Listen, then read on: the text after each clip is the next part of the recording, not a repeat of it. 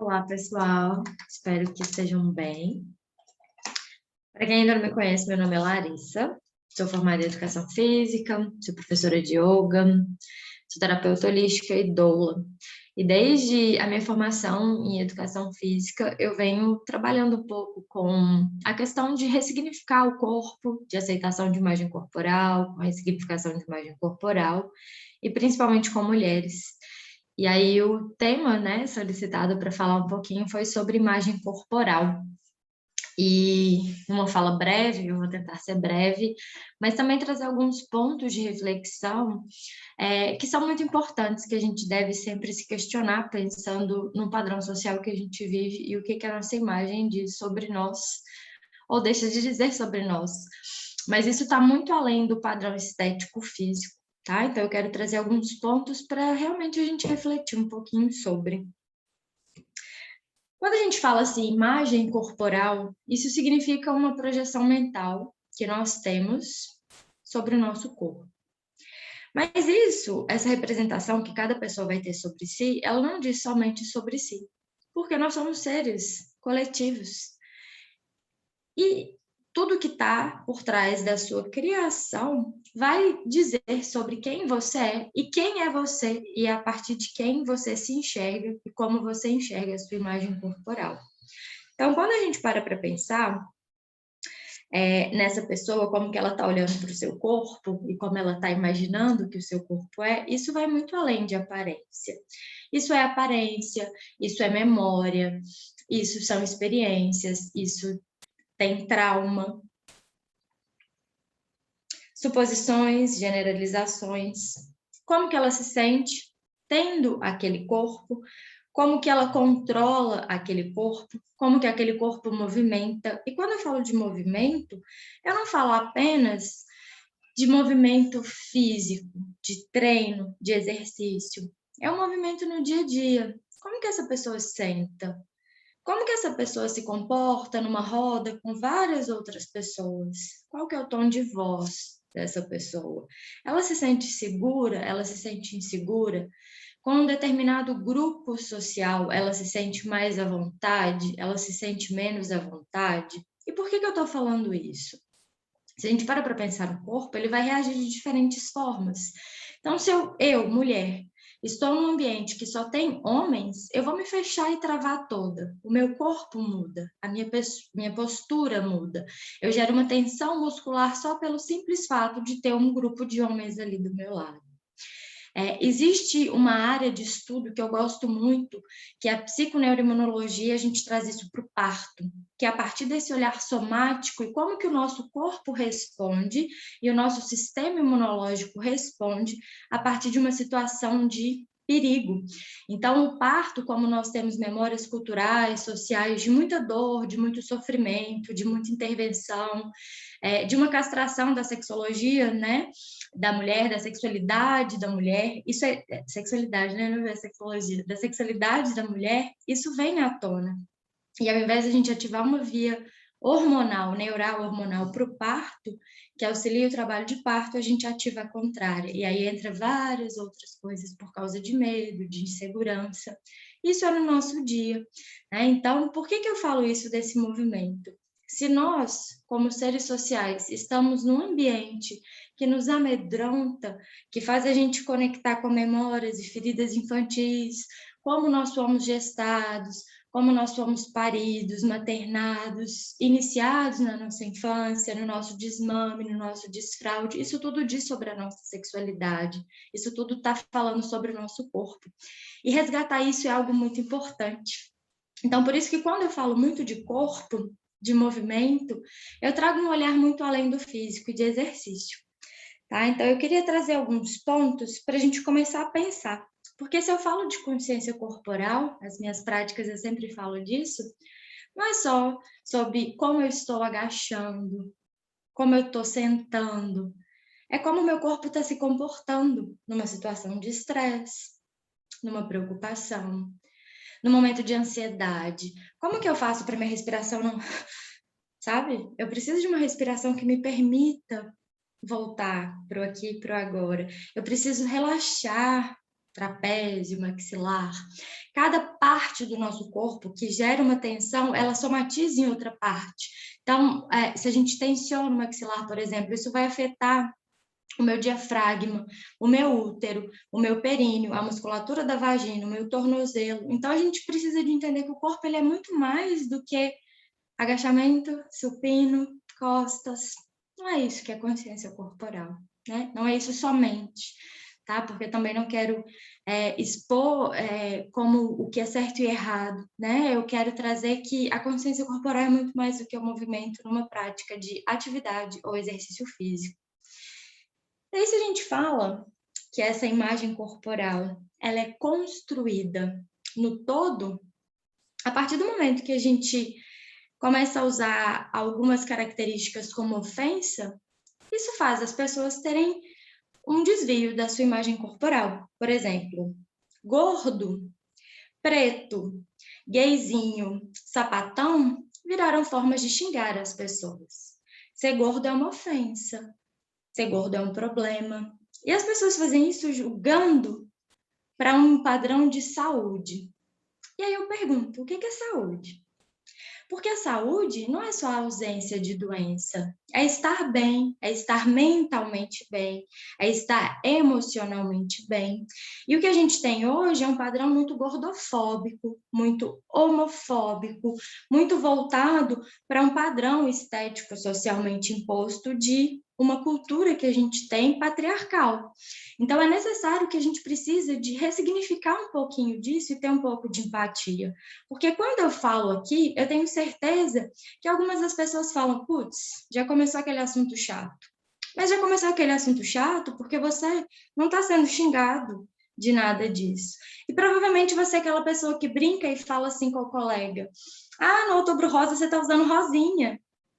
Isso diz sobre a imagem corporal. Então, é importante a gente entender, porque falar de imagem corporal é falar da nossa sociedade. E a partir do momento que nós, enquanto sociedade, não permitimos as pessoas terem espaço para ser quem são e trazer o corpo como o corpo que elas têm, a gente precisa ressignificar esse olhar social que a gente tem sobre o corpo. E esse olhar para o corpo, eu vou falar sobre o que eu tenho um pouco mais de propriedade, que é o corpo feminino, ele não tem espaço numa sociedade, porque desde cedo a menina é criada para fechar as pernas, para não usar essa roupa, para não andar dessa forma, para não falar com esse tom de voz e nem essas palavras. E aí essa mulher ela não tem autonomia sobre o próprio corpo. E eu tenho um olhar do corpo como a única coisa que é nossa, mesmo. Porque bens materiais não necessariamente são nossos. Eu tenho a minha casa aqui hoje, mas ela pode não ser minha amanhã, o meu carro, o meu emprego, o meu dinheiro. A única coisa que é minha é o meu corpo.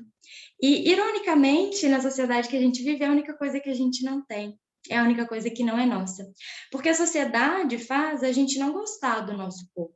A gente não gostar da nossa imagem. E aí, quanto mais isso é vendido, é incentivado e estimulado, e não é questionado, e quando falado é visto como, já vem o povo chato, a gente vai continuar tendo problemas. E esses problemas, eles não vão impactar somente a saúde, e a gente vai ter apenas problemas de saúde. Eles vão impactar a nossa produtividade, eles vão impactar como que aquela pessoa se enxerga em todos os níveis. Isso vai impactar também se a pessoa vai estar viva ou não. Porque hoje, por exemplo, um dos maiores índices de suicídio que vem crescendo de forma absurda nos últimos 5 anos são mulheres jovens por causa de imagem corporal. Gente, vem ano, sai ano, uma mulher morre. Uma não, né? Uma em um mês, uma em alguns dias. Eu tô rindo, mas eu não tô rindo feliz, né? Um rindo de... Olha como é irônico precisar falar disso para a gente entender o que uma brincadeirinha faz mal, né?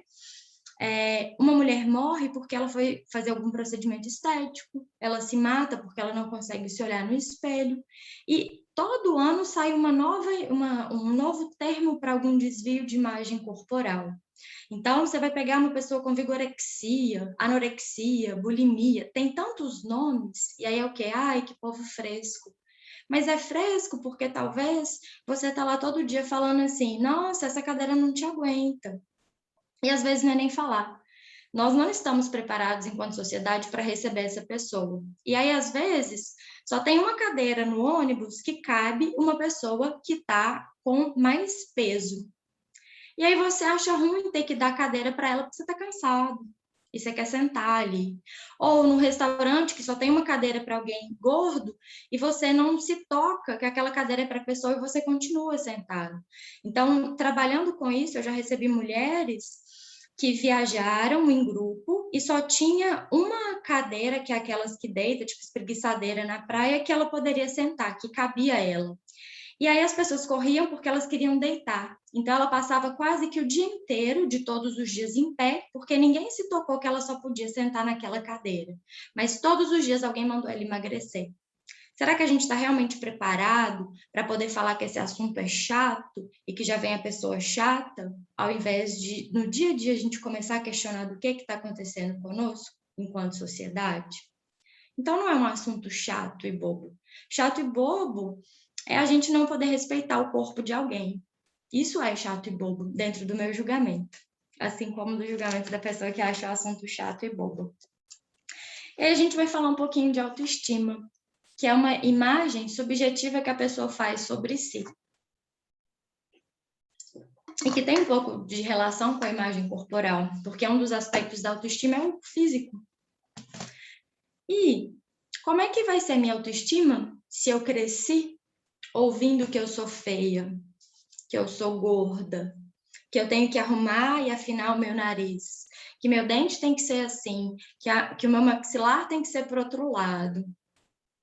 Como é que vai ser a minha autoestima? Como é que eu vou me avaliar de forma positiva nessa avaliação subjetiva se eu não tenho confiança em mim e no meu corpo? Eu não vou ter confiança em mim e no meu corpo, e não vou ter no meu trabalho, e não vou ter no relacionamento. E aí eu me relaciono com pessoas que desrespeitam ainda mais o meu corpo. E aí, quando eu vou para um outro relacionamento, eu sou a ciumenta, eu sou a pessoa que está preocupada com tal coisa. E aí a Larissa é louca. E aí? Será que a Larissa é louca? A autoestima está por trás de tudo isso. E o pior de tudo é que dentro desse padrão de autoestima e de saúde, as pessoas esquecem um pouco o que está por trás disso, né? Então, colocam a saúde como magreza, como hábitos saudáveis. Mas o que é hábito saudável? É só low carb, zero lactose, zero glúten? Será que realmente isso que é saudável? Acho que nenhum alimento faz mal, né? A Vivi vai poder falar mais disso do que eu. Mas nenhum alimento faz mal. E às vezes eu tô lá só no meu detox, nos sucos de manhã, comendo um grãozinho de comida, mas eu tô o dia inteiro com um cara ou uma mulher brigando, ou num relacionamento extremamente abusivo, ou num emprego super tóxico, ou numa família que não me respeita, numa família que eu não me sinto pertencente, vendo videozinhos que estimulam violência, assistindo assistindo de mídias que compactuam com discriminação social, de gênero, de raça, econômica. Será que isso não está me intoxicando? Porque o detox nem sempre ele vai funcionar, né? Ali os radicais livres, às vezes eles não vão ser suficientes para fazer o que eles prometem. Mas tudo isso que eu estou acessando mentalmente, emocionalmente, vai fazer muito mal para o meu corpo. E essa toxina ela pode não sair com um suco de pepino, gengibre, couve e limão. Vocês já pararam para pensar nisso? E essa saúde, assim como o padrão de beleza, ele é estipulado de uma forma que as pessoas ficam constantemente buscando. Então, se a gente pega um padrão de beleza de mulher hoje, magérrimas, quase ninguém na população tem aquele padrão. E por que ele é o padrão? Se ninguém praticamente tem o padrão, é o padrão. Porque enquanto ele for o padrão, enquanto nós não tivermos autoestima, nós não nos questionarmos, a gente vai estar comprando o suco detox, o super coffee, o desinchar, o método de drenagem linfática da X, blá, blá, blá, blá, sabe? O não sei o que é Extreme 21. Enquanto eu não for o padrão, eu vou comprar algo. Eu vou manter uma indústria que é a mais lucrativa de todas. Porque, no fundo, eu tenho que estar no padrão. Porque para eu ter sucesso e ser feliz na vida, eu tenho que estar no padrão de beleza também. Eu tenho que ser saudável. E ser saudável hoje, muitas das vezes, significa ser magra e fazer as dietas da moda e os exercícios da moda. E será que isso é positivo para a minha imagem corporal, para a minha saúde, que, como eu disse, não é só ausência de doenças, é estar bem no todo? E se eu me aceito da forma que eu sou e paro de comprar, essa indústria fale.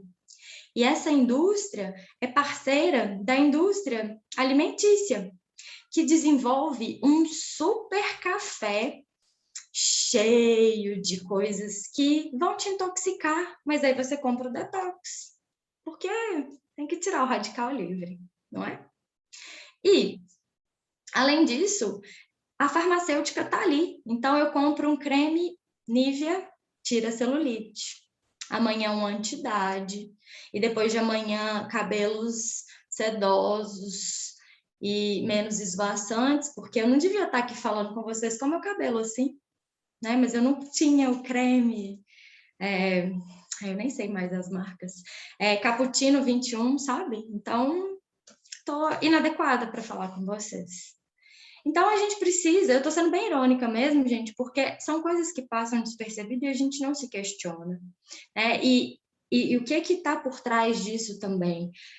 Os momentos que isso são feitos, né? Eu questiono um pouco até como vem, às vezes, aquele comer de 3 em 3 horas, fazer esse exercício, porque quando você está no processo digestivo, você não está usando aquela energia para pensar, por exemplo. E aí é o momento que mais tem propaganda. Se você liga a TV, pensando em mídias, né, em geral, não vou falar muito, expor muitas marcas, né, já falei muito, já deu a cota, mas se você liga, por exemplo, mídia aberta, nos intervalos de almoço, de janta, só tem propaganda. Por que será? Será que não tem mais um amigo ali para ganhar um dinheirinho? E aí a gente compra, porque eles estão vendendo isso para gente. Para eu ser bonita, para eu ser aceita, para eu ter um relacionamento e eu ganhar bem, eu preciso usar tudo isso que eles estão me vendendo. E aí, antes, a gente só precisava, por exemplo, de uma roupa para o frio e para o calor. Hoje, a gente tem uma nova coleção a cada semana. E aí, você está comprando roupa 52 vezes no ano, pelo menos. E aquilo vai fazer mal para o meio ambiente, para as próximas gerações, para os animais. Eu nem vou entrar nesse outro ponto, né? Mas é entender que está tudo interligado, que está tudo conectado. Enquanto a gente não estiver conectando com a nossa imagem corporal, com uma avaliação positiva, e tiver vendado para tudo isso que está por trás, vai ser difícil a gente começar a entender o que está por trás da imagem corporal. E quando a gente vê esse padrão, ele está fazendo todo mundo ser a mesma coisa. E aí é um processo muito sério para a sociedade, porque você deixa de ter o seu processo de individualização. E aí, se todo mundo é igual, a gente faz tudo igual, a gente come tudo igual, a gente veste tudo igual, nós votamos tudo igual, nós não questionamos tudo igual, nós seguimos tudo igual, tudo igual. E falar de imagem corporal é falar de política, porque a imagem corporal diz respeito sobre o que as pessoas vão comer. Uma vez que nós temos um país extremamente desigual, muitas das pessoas não vão poder comer muitas das coisas que as torna saudável. E aqui eu estou falando de saúde mesmo. Uma família que ganha um salário mínimo para sustentar 4, 5, 6, 10 pessoas, não vai sair do macarrão, do miojo, da sardinha, da salsicha enlatada. E aí, isso o detox não tira, não. Mas é muito fácil a gente questionar a saúde dessa pessoa, né? Por que você está comendo isso? Você deveria comer melhor. Falar de imagem corporal é falar da sociedade, porque assim como tem essas diferenças sociais, a gente tem as outras que eu falei no início. O gordo, o negro, a mulher negra e gorda, e grávida, e mãe solo. O que está por trás disso? E aí ela tá dando chilique agora, porque o puerpério não é nada.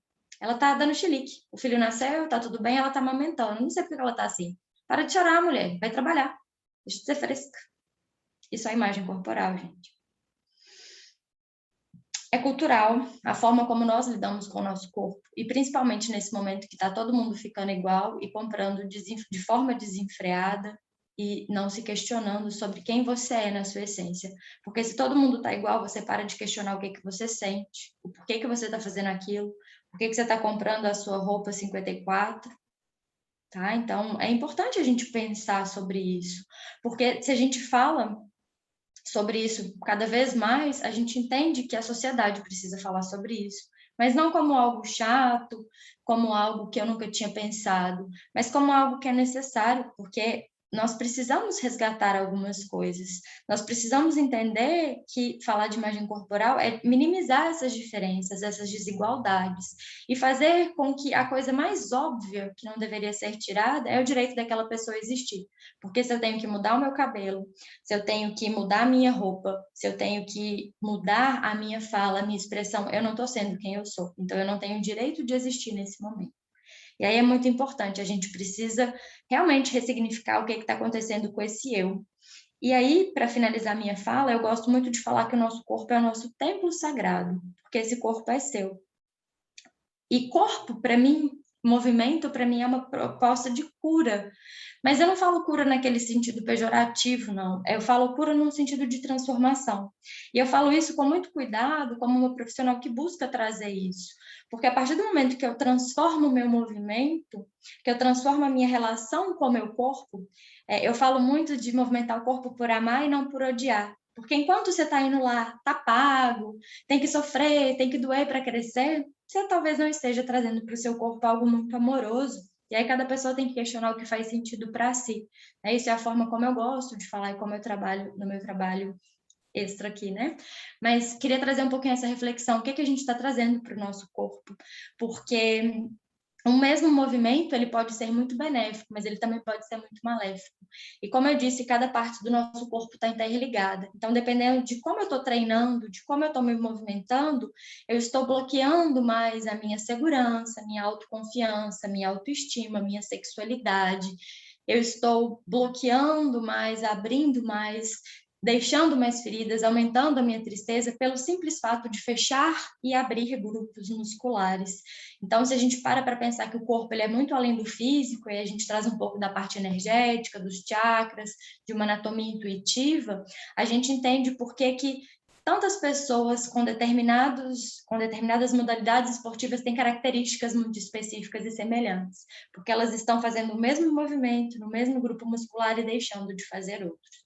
Então, se a gente pensa que o nosso corpo é uma transformação, a gente sai um pouco daquele movimento e saúde e traz para a pessoa uma liberdade de, se você gosta de dançar, vai dançar, se você gosta de correr, vai correr, se você gosta de treinar, vai treinar, se você não gosta de fazer nada, procure buscar a conexão com o seu corpo, porque quando você gosta do seu corpo e dessa conexão, você acaba fazendo aquilo, não para postar que está pago, não para cumprir tarefa, não para poder comer e nem para fazer por culpa porque comeu demais, mas porque você está numa conexão com o seu corpo que traz para você energia, que traz para você amor, que traz para você vitalidade, que faz você acessar memórias de prazer, que faz você conectar com a sua aparência, que faz você se avaliar de uma forma mais positiva. Isso vai impactar a sua autoestima, isso vai impactar a sua imagem corporal. Mas para isso, eu, enquanto profissional, preciso parar de incentivar um pouco você fazer vários desafios, várias dietas, vários movimentos que mais maltratam o seu corpo e afetam a sua imagem corporal de forma negativa, mas eu preciso trazer para você um olhar de quem você é e como você se sente, como você se avalia. E a partir do momento que o seu movimento tem toda essa ressignificação, tem toda essa transformação, você, enquanto eu, resgatando o seu eu, pode começar a desbloquear alguns traumas a partir da sua imagem corporal. Então, é necessário a gente parar de julgar um pouco, ter um pouco mais de empatia com o outro e principalmente conosco, mas usar isso como uma libertação. Então, eu acho que falar de imagem corporal é trazer liberdade para que cada pessoa possa ser quem ela é na sua essência. É isso. E gratidão, desejo uma ótima roda de conversa para todo mundo. Depois compartilhem comigo, mandem mensagem, a gente vai batendo papo e continuando essa roda, porque eu acho que é um tema que tem que estar sempre presente. Beijo, beijo!